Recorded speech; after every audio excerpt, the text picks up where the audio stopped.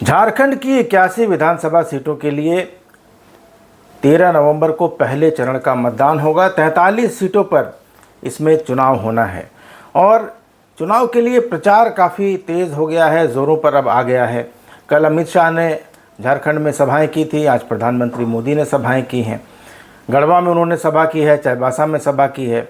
गढ़वा इसलिए क्योंकि वो पलामू प्रमंडल का इलाका है, 9 सीटें वहाँ पर हैं और कोल्हान में चाईबासा है और 14 सीटें कोल्हान में पड़ती हैं।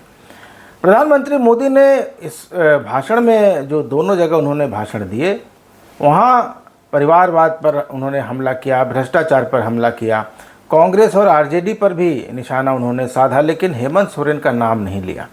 और इसका जो सबसे बड़ा कारण है वो ये है कि इस चरण में, यानी जो पहले चरण में 43 सीटों पर चुनाव होने हैं, उनमें 20 सीटें अनुसूचित जनजाति के लिए यानी शेड्यूल ट्राइब के लिए आरक्षित हैं और पिछले चुनाव में भारतीय जनता पार्टी को 28 एसटी आरक्षित सीटों में से सिर्फ 2 सीटें ही मिल पाई थीं।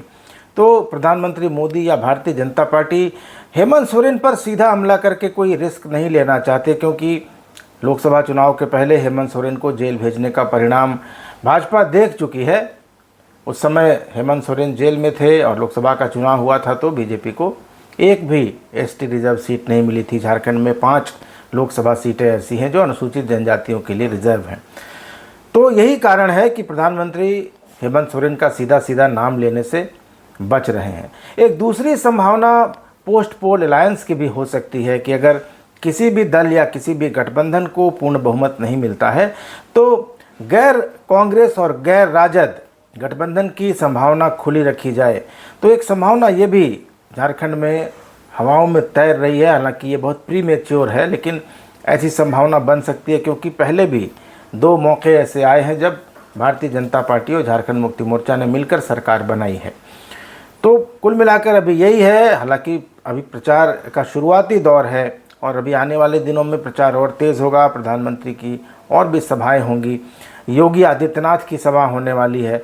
तो एक तरफ जहां प्रधानमंत्री विकास पर चर्चा कर रहे हैं, सरकारी योजनाओं पर चर्चा कर रहे हैं, उन्होंने अपनी सरकार की उपलब्धियां भी गिनाई, साथ में झारखंड में पेपर लीक का मामला उन्होंने उठाया, युवाओं को सरकारी नौकरियां नहीं मिल रही हैं, उन्होंने ये बातें भी कहीं। और प्रधानमंत्री एक अच्छे वक्ता हैं, कुशल वक्ता हैं और भारतीय जनता पार्टी को उम्मीद है कि प्रधानमंत्री मोदी की सभाओं के बाद झारखंड में फिज़ा थोड़ी और बदलेगी और भारतीय जनता पार्टी के कैडर को, उनके समर्थकों को एकजुट किया जा सकेगा।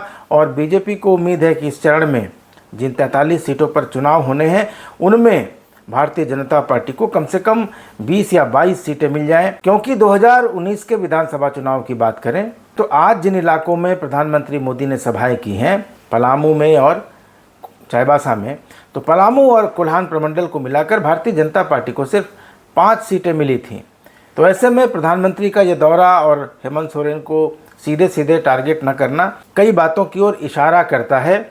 और भारतीय जनता पार्टी अब ये नहीं चाहती है कि हेमंत सोरेन के बारे में कुछ टिप्पणी करके आदिवासी वोटरों को नाराज़ किया जा सके, क्योंकि 20 एसटी रिजर्व सीटों पर चुनाव हैं और भारतीय जनता पार्टी ये चाहती है कि इस बार ज़्यादा से ज़्यादा एसटी सीटों पर उसकी हिस्सेदारी हो। इसीलिए कोल्हान में 4 पूर्व मुख्यमंत्रियों को लगाया गया है, उनको या उनके परिवारजनों को सीट दी गई है। और इसी तरह से दक्षिणी छोटा नागपुर प्रमंडल में जिन 10 एसटी रिजर्व सीटों पर चुनाव हो रहे हैं वहाँ भी सुदर्शन भगत, समीर उरांव, अरुण उरांव और नीलकंठ सिंह मुंडा जैसे बड़े आदिवासी चेहरे उतारे गए हैं। तो इसलिए मुझे लगता है कि बीजेपी इस चरण में सीधे सीधे हेमंत सोरेन पर हमला करने से बच रही है और कांग्रेस और आरजेडी पर उसका ज़्यादा फोकस है।